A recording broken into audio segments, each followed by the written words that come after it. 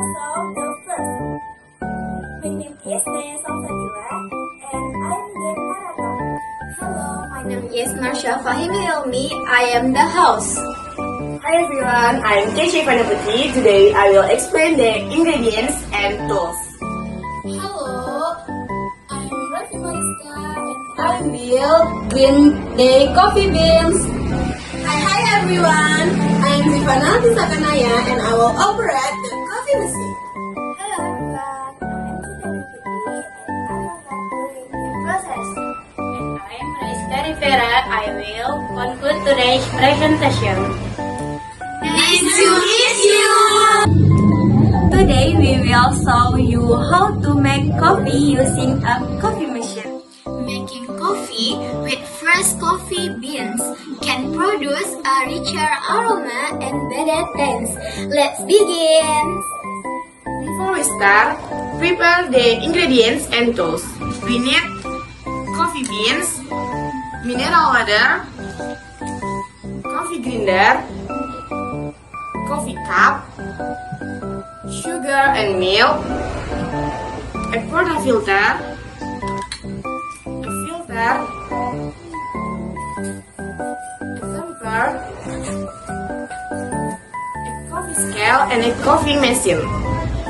Make sure all the tools are clean before using them.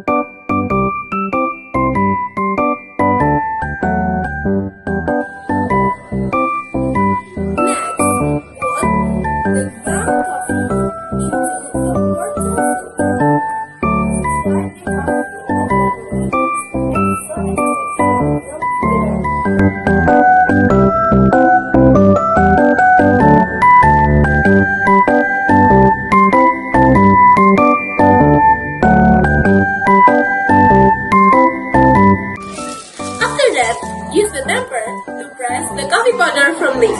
This process is called stamping. It helps make the espresso smooth and balanced. Do not press too hard.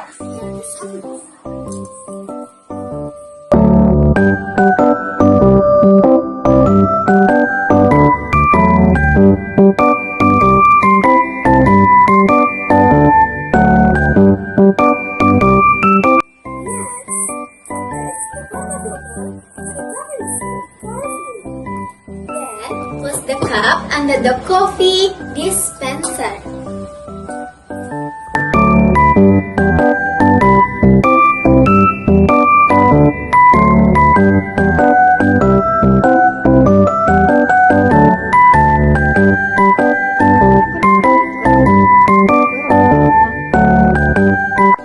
Do last, press the start button to brew the coffee. Wait for a few moments until the coffee pours into the cup. Oh, I'm good.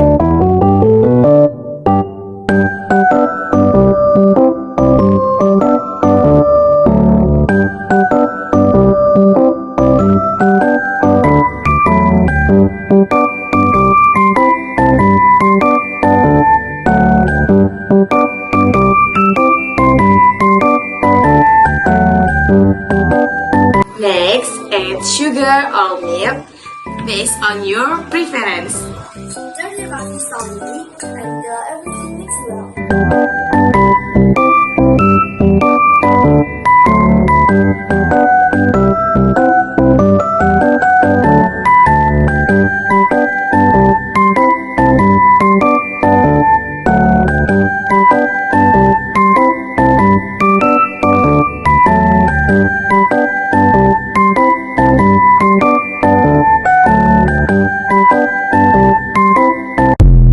Finally, the coffee is ready to serve. Making coffee in the fresh coffee beans needs more steps, but the taste is worth it.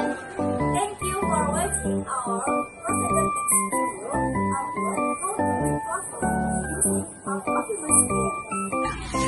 Enjoy